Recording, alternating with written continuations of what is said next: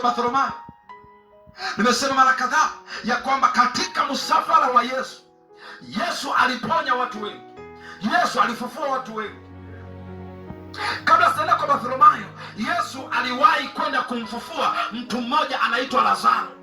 Lazaro ambaye amekufa, amekaa kaburini siku 4. Hiyo ni habari ya amini na kweli. Nilikwambia tunapolitaja jina la Yesu, sio habari za kutunga, sio habari za kuandikwa kwenye makaratasi. Hapana, Yesu ni jina hakika, ni jina la kweli, tumelithibitisha.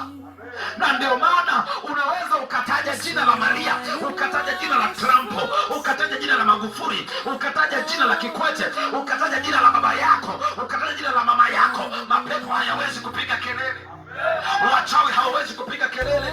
Wachawi hawaogopi jina la Musa, hawaogopi jina la Petro, hawaogopi jina la Ibrahimu, hawaogopi jina la Mariamu, hawaogopi hata ukisema Bikira Maria mama wa Yesu. Mapepo na wachawi hawaogopi.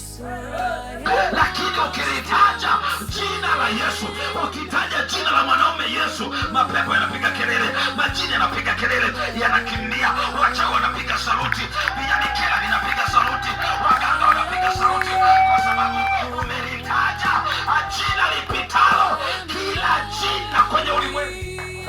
Na ndio maana kitabu cha Matendo ya Mitume kinaandika, kinasema kuna wokovu mwingine. Anasema hakuna jina jingine litupasalo sisi kuokolewa kwalo isipokuwa nani? Jina la Yesu. Bwana Yesu asifiwe. Unaona, Yesu anakwenda kumfufua Lazaro, lakini Yesu hakwenda tu kumfufua Lazaro. Kwanza taarifa inakuja akiwa kwenye makutano, watu wanamjia, wanamwambia, Bwana, yule rafiki yako Lazaro, yule rafiki yako ni mgonjwa sana, amezidiwa. Na baadaye, Bwana, mzee ameshafanya nini? Ameshakufa. Sasa haya, sasa twende. Bwana Yesu asifiwe. Waombe, Bwana Yesu, unaenda kufanya nini? Kwa sababu huyo mtu ameshakufa. Kiroho, yani kuna kitu nyingi unatoka. Yani wewe Bwana, wewe si una akili gani? Wewe tunajua unaweza kufufua na tulikufanya. Unaweza kuponya mtu akizidiwa hoi hoi, lakini haukwenda. Unajifanya anaenda ndo. Achana hiyo mambo. Sema tu kwa sababu alikuwa na upako na nguvu na kuogopya, kwa wanaogopa kumwambia. Lakini walimwona kama Yesu ni mwenda wazimu anapoenda kwa Lazaro. Lakini Yesu anakwenda kwa sababu ameitwa. Sikia vizuri hoja yangu hapo. Haleluya. Sikia vizuri, Mungu anataka kuambia jambo. Anakwenda kwa sababu amefanya nini? Ameitwa. Akachukua hatua, akaenda baada ya kuitwa.